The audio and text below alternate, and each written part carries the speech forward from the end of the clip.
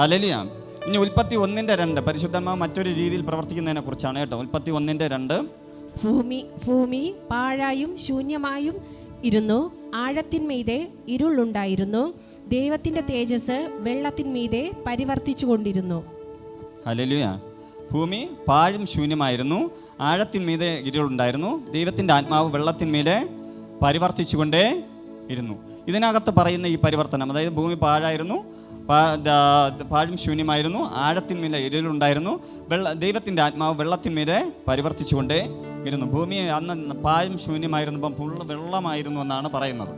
ആ വെള്ളത്തിൻ്റെ അകത്ത് എന്തുണ്ടായിരുന്നു? ഇരുളുണ്ടായിരുന്നു. ആഴത്തിലേക്ക് പോകുമ്പോൾ ഇരുൾ കാണും. അതിൻ്റെ മുകളിൽ പരിശുദ്ധാത്മാവ് പരിവർത്തിച്ചു എന്നാണ് പറയുന്നത്. ഈ പരിവർത്തനം എന്ന് പറയുക എന്ന വാക്കിനെ അതിൻ്റെ യഥാർത്ഥ അർത്ഥം വട്ടമിട്ടു പറക്കുക എന്നതാണ്. പരിവർത്തനം പ്രസംഗിക്കണമെന്നൊക്കെ ഉള്ളവർക്ക് എഴുതിയെടുക്കാം. പരിവർത്തനം എന്ന് പറഞ്ഞാൽ വട്ടമിട്ട് പറക്കുക, അടയിരിക്കുക എന്നൊക്കെയാണ് അതിൻ്റെ വാക്കിൻ്റെ അർത്ഥം. വട്ടമിട്ട് പറക്കുക എന്ന് പറഞ്ഞാൽ ആ വെള്ളത്തിൻ്റെ മീതെ പരിശുദ്ധാത്മാവ് പറന്നുകൊണ്ടേയിരുന്നു എന്ന് നമുക്ക് പറയാം. ആത്മാവാണ് പറന്നുകൊണ്ടിരുന്നതെന്ന് പറയാം. ഇനി അടയിരിക്കുക എന്ന് പറഞ്ഞാൽ അമ്മക്കോഴിയുടെ ചൂടടിച്ച് കുഞ്ഞ് ജീവൻ വെച്ചിറങ്ങുന്നത് പോലെ പരിശുദ്ധാത്മാവ് അവിടെ ഒരു രൂപാന്തരപ്പെടുത്തുവാൻ വേണ്ടി തൻ്റെ അഗ്നിയാൽ അതിനകത്ത് നിറച്ചു എന്ന് പറയാം. Hallelujah, hallelujah. ഇനി ഇതിനകത്ത് കർത്താവ് പറഞ്ഞിരിക്കുന്നത് പോലെ, അല്ലെങ്കിൽ തിരുവചനത്തിനകത്ത് പറഞ്ഞത് പോലെ, ശൂന്യവും പാഴുമായി ദൈവം ഒന്നിനെയും സൃഷ്ടിക്കുകയില്ല. നമ്മളിപ്പം കണ്ടത് എന്തോന്നാണ്? വചനത്തിനകത്ത് എഴുതിയിരിക്കുന്നു, ഭൂമി പാഴും ശൂന്യമായിരുന്നു. യഥാർത്ഥത്തിൽ ദൈവാത്മാവ് ഈ ലോകത്തിൽ ഒരു സംഭവം, ഇതിനകത്തിരിക്കുന്ന നിങ്ങൾ ഓരോരുത്തരെയും, ഇതിനകത്തിരിക്കുന്ന കുഞ്ഞാകട്ടെ, ഞാനാകട്ടെ, ഇതിനകത്തിരിക്കുന്ന എല്ലാ വ്യക്തികളെയും കർത്താവിൻ്റെ സൃഷ്ടിപ്പിന് ഒരു കാരണമുണ്ടെന്ന് കഴിഞ്ഞ നിമിഷം നമ്മൾ പഠിച്ചു. അതേപോലെ ശൂന്യവും പാഴുമായി ഒന്നിനെയും കർത്താവ് സൃഷ്ടിച്ചിട്ടില്ല. ഹല്ലേലൂയ. യെശയ്യാപ്രവചൻ്റെ പുസ്തകം 14-ാം അധ്യായം 4-ാം വാക്യം.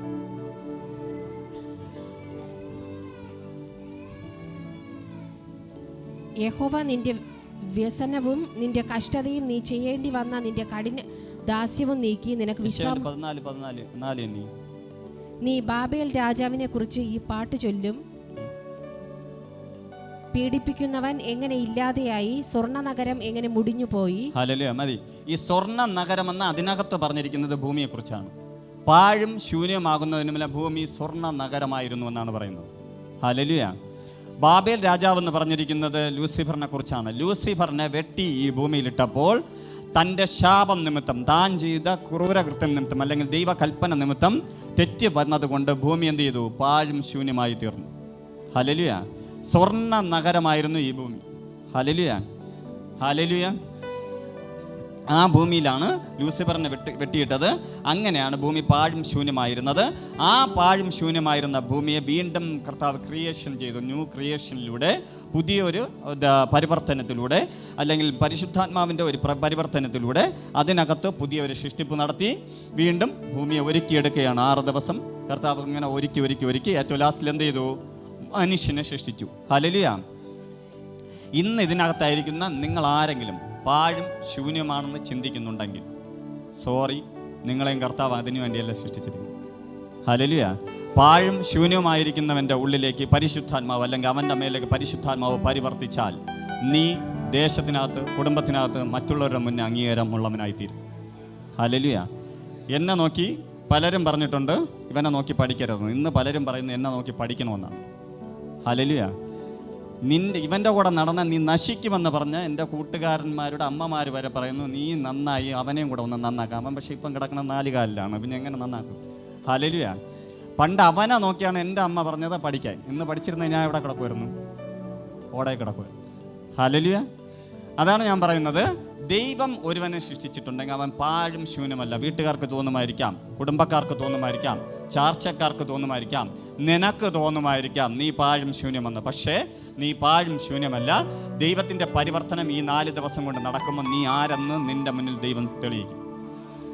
ആ തെളിയിക്കുന്ന വെളിപ്പെടുത്തൽ ദേശത്തിനകത്തേക്ക് വ്യാപരിക്കും. ഈ 2024 തീരുന്നതിന് മുന്നേ തന്നെ നിങ്ങൾ ആരെന്ന് കർത്താവ് വെളിപ്പെടുത്തും.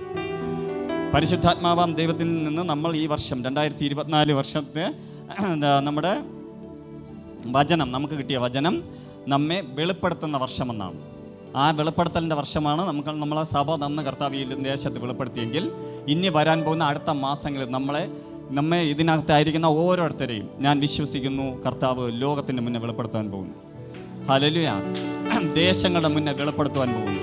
രാജ്യങ്ങളുടെ മുന്നേ കർത്താവ് നമ്മെ വെളിപ്പെടുത്തുവാൻ പോകുന്നു. നമ്മെ ഒളിച്ചു വയ്ക്കുവാനല്ല കർത്താവ് വിളിച്ച് വേർതിരിച്ചിരിക്കുന്നത്.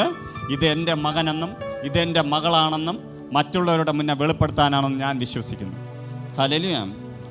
അപ്പോൾ അങ്ങനെ പാഴായ ശൂന്യവുമായ ഭൂമിയുടെ മേൽ ആര് പരിവർത്തിച്ചു? പരിശുദ്ധാത്മാവ് പരിവർത്തിച്ചു. വട്ടമിട്ട് പറന്നു, അല്ലെങ്കിൽ അടയിരുന്നു. കുറച്ച് ദിവസം കഴിഞ്ഞപ്പോൾ, അല്ലെങ്കിൽ ഇത്ര ദിവസം കഴിഞ്ഞപ്പോൾ നമ്മൾ അടയിരിക്കുന്ന കോഴിയുടെ ഉള്ളിൽ ഇരിക്കുന്ന മുട്ട വിരിഞ്ഞിറങ്ങുന്നത് പോലെ ഭൂമി പുതുതായി വിരിഞ്ഞിറങ്ങി. അതേപോലെ നമ്മുടെ മേലും കർത്താവ് ഒരു വെളിപ്പെടുത്തൽ അല്ലെങ്കിൽ ഒരു കാര്യാദികൾ ചെയ്യുമെന്ന് ഞാൻ വിശ്വസിക്കുന്നു.